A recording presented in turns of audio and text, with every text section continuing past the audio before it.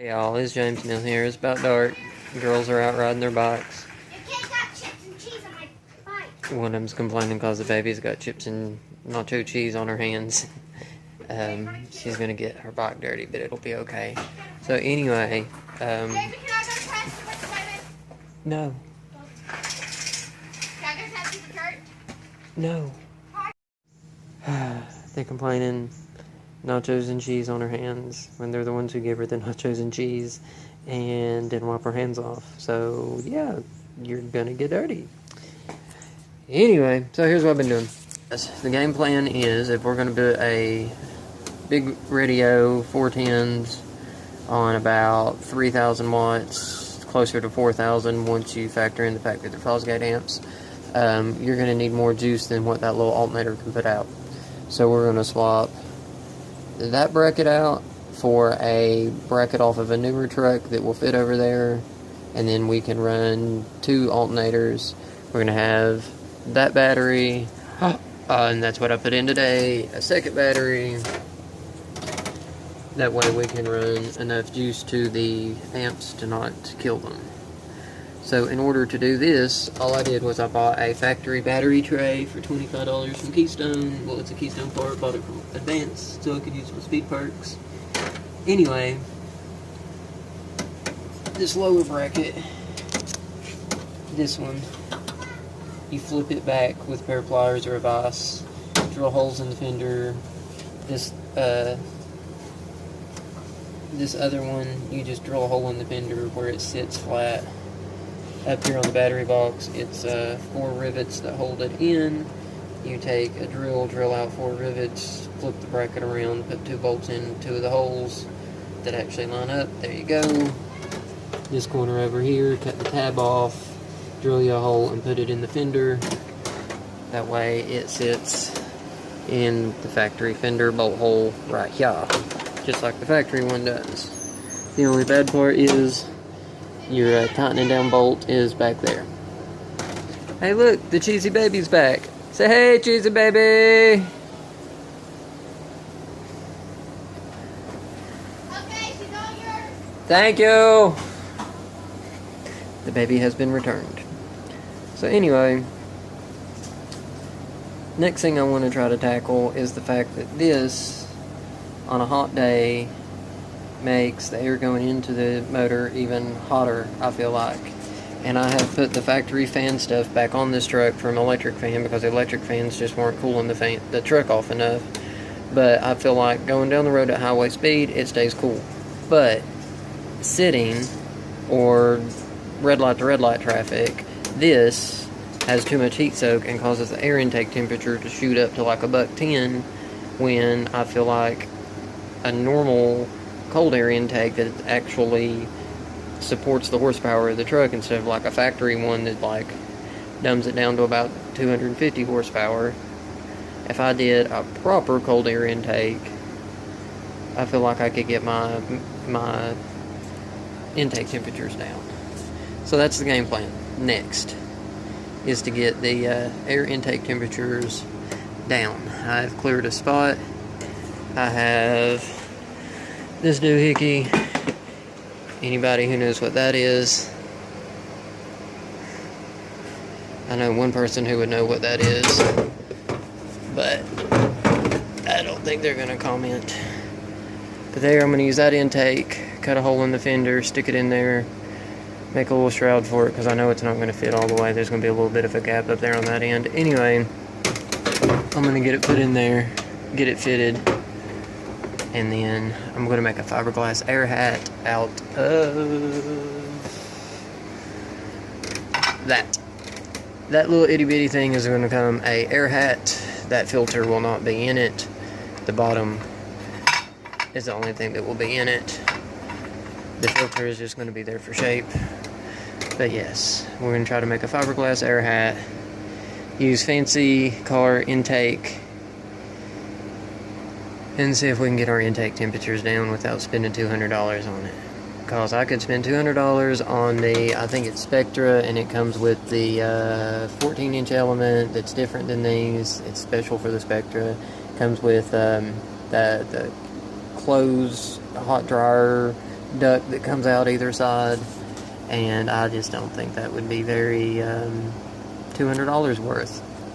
But if I take that which was free and make an air hat out of fiberglass that has already been paid for, if it doesn't work and I have to go back to this, guess what? I'm just out a little bit of effort and not $200. Plus, it'll be fun to try to make a air hat. And I know I can buy like a $58 Spectra, not Spectra, it's a no-name brand, it's off of eBay, $58, and it kind of comes in from the back or the side, however it comes in, kind of vortex it in. I could spend $58 on one of those, and it's metal and it'll bolt right on, and I might have to monkey with it a little bit, but why spend $58 on something that I can still make for free? Only thing I have to do is figure out a way to connect that big old pipe to what I build, and I'm definitely going to make it big, and I'm going to make it wrap around on the sides enough to where when it goes in, it has zero restriction for the air, and I'm going to make it as aerodynamic as I can possibly do it, hopefully. And then the next thing on this truck we're going to be doing is lowering it. Hey baby, you having fun riding? Ooh, she does have cheesy hands, don't she? Alright, we're going to do a 6-inch drop. We're going to flip it in the back. Do a 6-inch drop. And we're going to do torsion keys in the front. And probably try to do a 5-inch drop in the front. And get this thing down to the ground where I feel like it should be, even though it's a 4-wheel drive. The deal is, it is rusty. It is going to fall apart.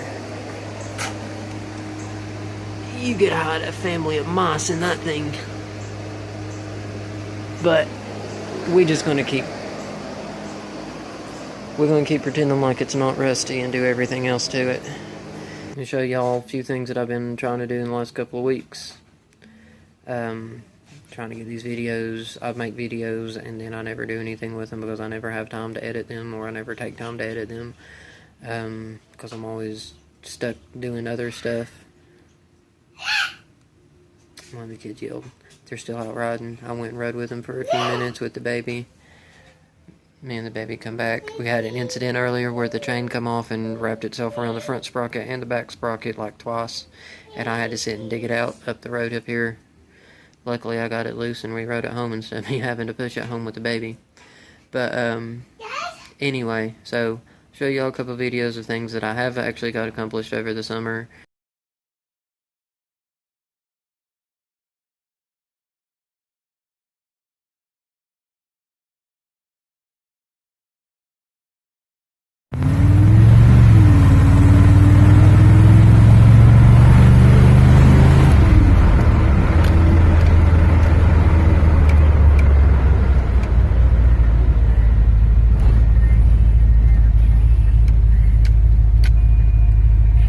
Problem is, yeah, transmission's hot, and we've been putting around. Still shifts, just hot. Last time it got this hot, it quit shifting.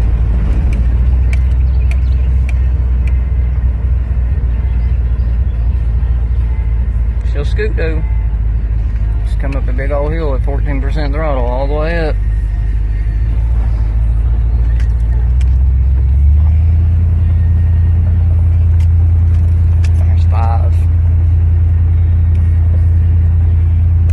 In town, I can maintain 30 miles an hour at 1% throttle.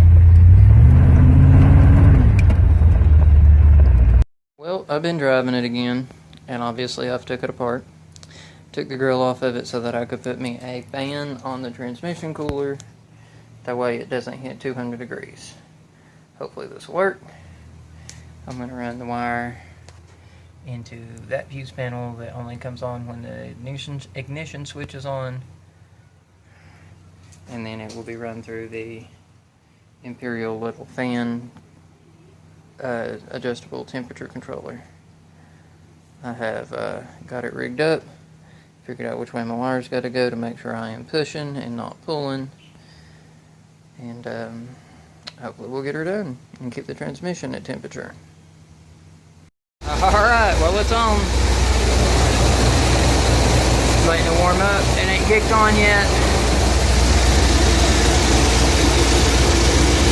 One way is hotter, one way is colder.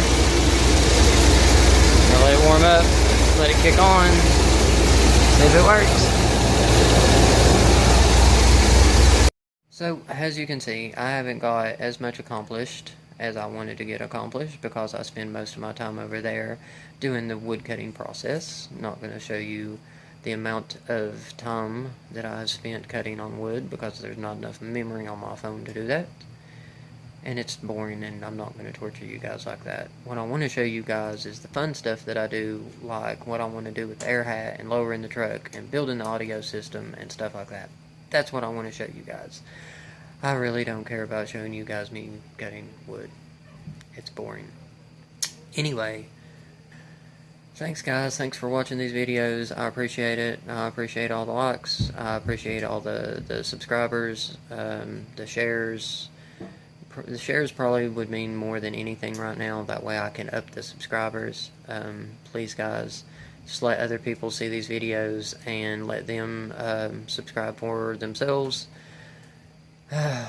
Because it would greatly motivate me to make more videos if I started increasing my subscribers. I know I'm not everybody's favorite person in the world. I know I avoid people and people avoid me, but I'm just not as social as other people, and I'm sorry for that, guys. I'm trying to put myself out there. I'm trying to be social. It's hard for me, and I'm trying, guys. So the likes and the subscribes and the shares from the people that I know that watch these videos would greatly mean a lot to me. I appreciate it, guys, and hopefully once we get back from the beach and I get everything settled down from that, I can start actually doing some more fun videos and not so many boring woodcutting videos. Alright, thanks guys. See y'all.